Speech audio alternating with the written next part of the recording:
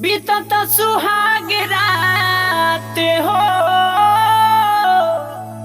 आज बीतत सुहाग रात मालिया के भाजी जियान बने काजी की होते नइखी राजी।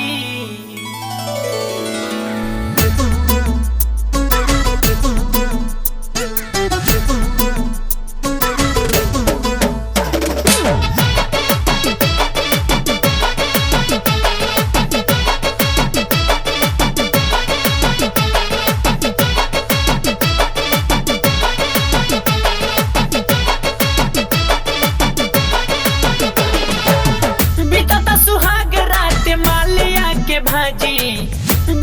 सुहाग रात मालिया के भाजी जियान बनी काजी की होत नइखी राजी।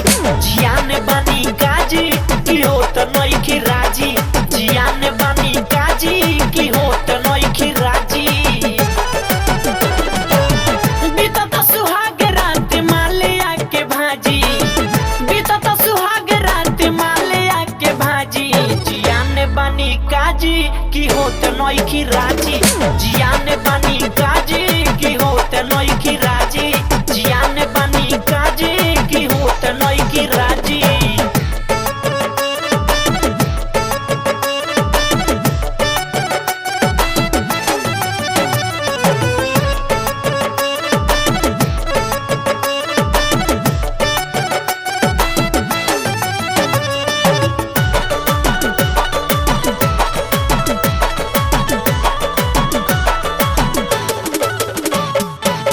आधा रात बीत गइल घूंघटा न उठल, नैहर के सील हमारे अभिले न टूटल।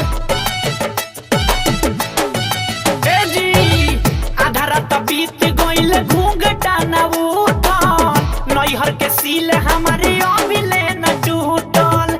सोलहो सिंगार अपन के करा पसाजी, सोलहो सिंगार अपन के करा पसाजी जियान बनी काजी की होत नइखी राजी। जियान बनी काजी की होत नइखी राजी। जियान बनी काजी की होत नइखी राजी।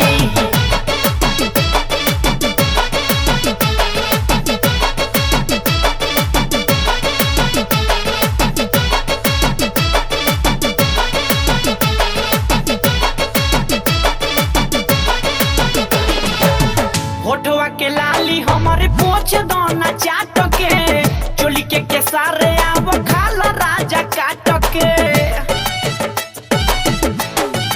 ए जी होठवा के लाली हमारे पोछ दोना चाट के, चोली के केसारे आव खाइलो ना काट के। आज पहिला रात हवे मार लो ना बाजी। आज पहिला रात हवे मार लो ना बाजी। जियान बनी काजी की होत नइखी राजी। जियान बनी काजी की होत नइखी राजी। जियान बनी काजी की होत नइखी राजी। मार मुधई के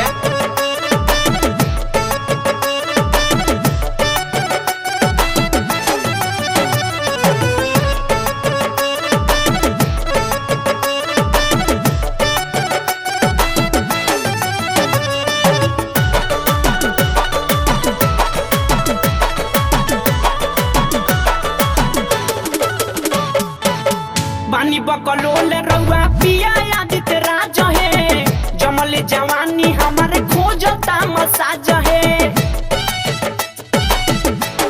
कोदिना बानी बकलोल रउआ पिया आदित राज है, जमल जवानी हमारे खोजता मसाज है।